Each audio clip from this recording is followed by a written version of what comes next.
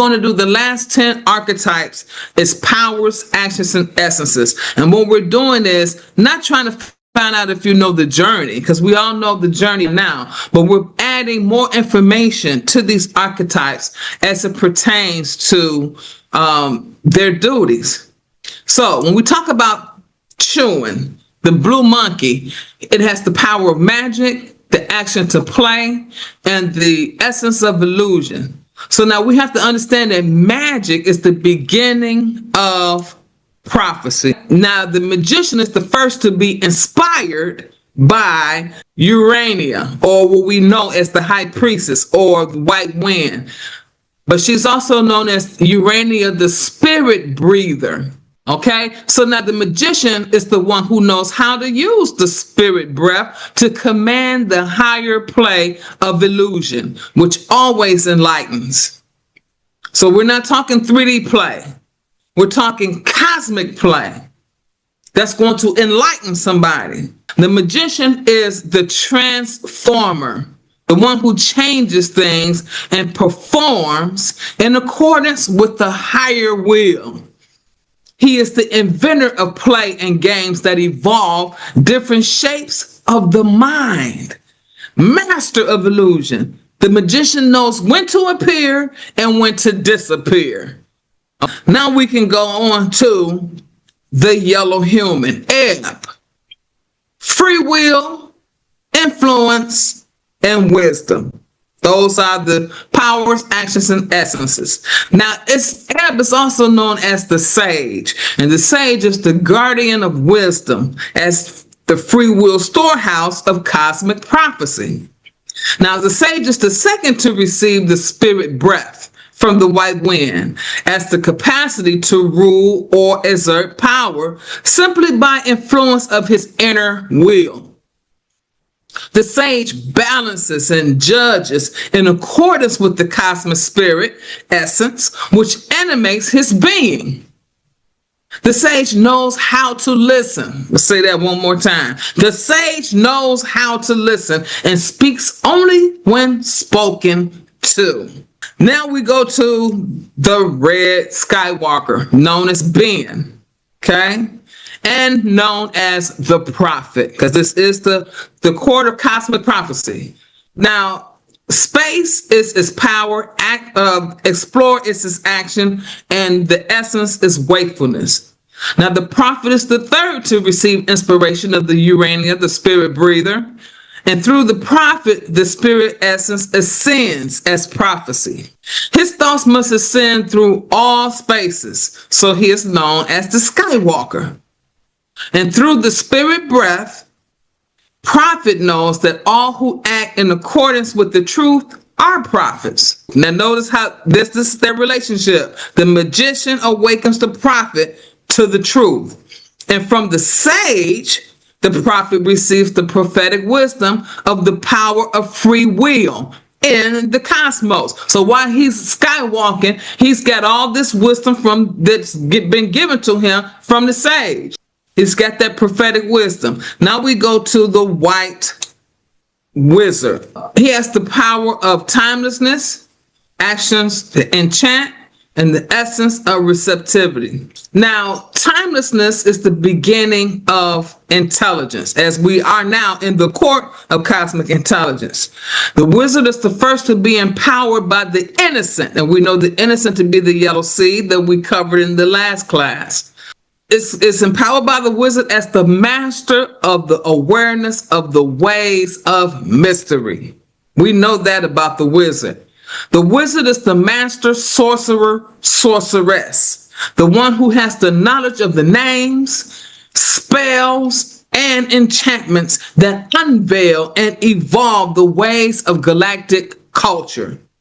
And through the supreme seed awareness of the innocent, okay, the wizard masters the arts of displacement and intergalactic communication and time travel.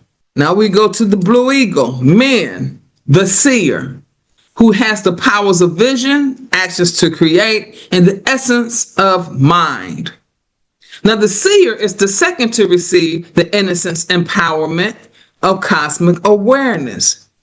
And through this empowerment, the creative mind of the seer opens to all of the divisions of time throughout the universal time space. The seer flies like an eagle over the dominion of time and learns to unlock the secrets of space through commanding the power of creative vision. Now, the seer stores the visions and visionary power for the pathfinder to discover. We haven't gotten to the pathfinder yet, but now you see, let me put it up there so we can identify.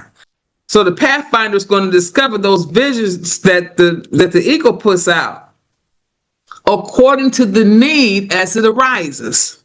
Now, the seer knows and sees through the long visuals in the mountain caves and beneath the stars. Now we move to Kid, the yellow warrior, with the power of intelligence, the actions to question, and the essence of fearlessness. The warrior defines the fearless nature of the Pathfinder's power of cosmic intelligence. The Pathfinder is the third to receive the innocence empowerment of cosmic awareness. In the Pathfinder, intelligence is the flowering of cosmic awareness. Through the Pathfinder's questioning intelligence, new ways and methods for all beings are discovered and developed. From the wizard's power of timelessness, the Pathfinder remains receptive to clues and hints from the universe, indicating which direction a particular way or method needs to go to be even more effective. That's why he's the Pathfinder. From the innocent, the yellow seed, he learns to watch, wait, and listen. And from the seer, he retrieves the visionary power to understand and discover what is unknown. Now, the Pathfinder turns the power of intelligence inward as the great cosmic centripetal force. Remember, we talked about centripetal and centrifugal last class. Centripetal is when it's coming from the out, going in towards the center. We're talking energy. We come to red earth, known as Kaban, with the powers of navigation, actions to evolve, and instances of synchronization. Now, the navigator is the first archetype that's emanated by, boom, the Huneku, the primal one to go where none have gone before. The navigator is crossing galaxies and world systems. The navigator charts the unknown with the fifth force maps and codes of the synchronic order. The navigator is the emissary of the Huneku to the court of the Pathfinder. The navigator evolves intelligence through the fifth force of synchronization. The white mirror, Esnab, powers of endlessness, action to reflect, and essence of order. Now, this is cosmic meditation, the Hunef's cool power of knowledge. And now we're in the court of knowledge. The Yogi Yogini is the second archetype of Hunep-Ku, intended to communicate purely the reality of universal mind. The Yogi Yogini evolves the Hunep-Ku's knowledge through the endlessness meditation so that her mind becomes the reflection of the mind of Hunep-Ku.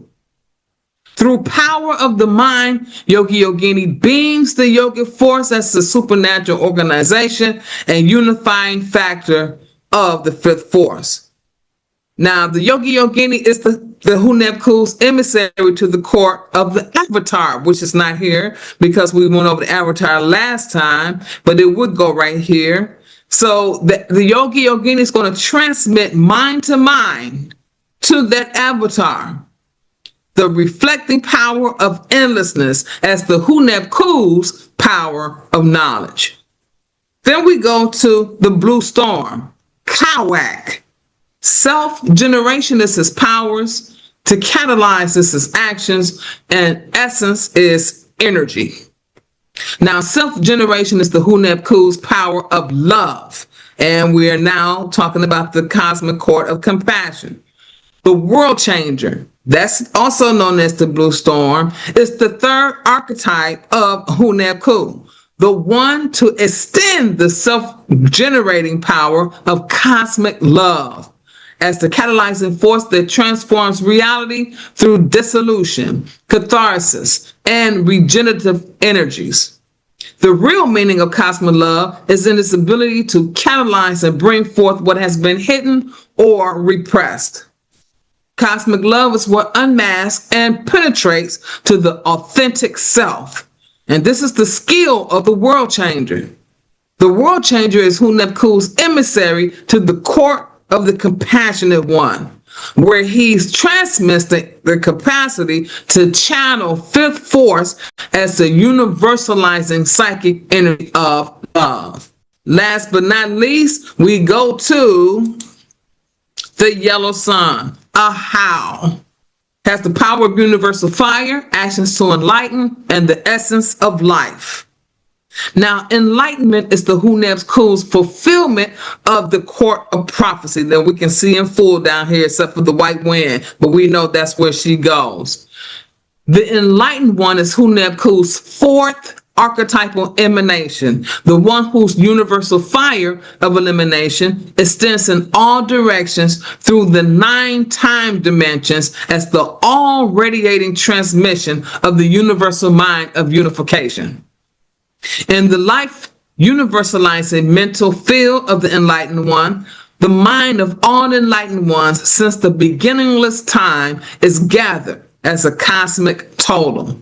The enlightened one is emissary of Huneb-Ku to the court of the prophet, transmitting universal fire of Huneb-Ku's primal thought that fulfills all prophecies. So now we quickly go to the human colon and the clans, and we can see, I want everybody to look to see where they are. We have 20 fingers and toes, like we mentioned last heptad, and we were talking about the 20 interplanetary zones on the planet at that time. But we are also a part of our human holon. Now, what is a holon? A holon refers to the holographic essence of any given form. Those forms can be a human form, a star form, a planet, or a galaxy. Now, we see blood clan down below. That's going to be for the right foot. Okay? The truth clan up at top. That's the white clan. And we can see that's going to be the left hand. Sky clan down below. This is where my archetype is, on the left foot, the fourth toe. And last but not least is the fire clan, talking the right hand. Where is your archetype located? Now we see a complete picture. Interplanetary zones here to the right. To the left, we can see the clans that we just talked about. That starts with yellow and ends with yellow. Starts with red and ends with red. You know, that's how we know the clans. They're going to start with the same color and end with the same color. But then we also know the earth families that go across horizontally to name all 5 earth families. We can also see for the first time down below the time cells that I like to call ISPOM. I for input, S for store, P for process, O for output, and M for matrix. And you can't see down below, but input is to inform. Those are the archetypes that informs us. Store is to remember. These are the remembering archetypes. The process means to formulate, to get an idea and can be able to capitulate it so everybody else can understand it. Output is to express. They're the town criers, okay? And then the time cell for matrix is those that just get going. They know what needs to be done. It's going to get it happening. And then we see something else over here to the right. We see how the major organs, that we have not spoken about this yet, but we will in the near future talk about how the different time cells are governing over specific major organs. Okay? And we can see the pictures here.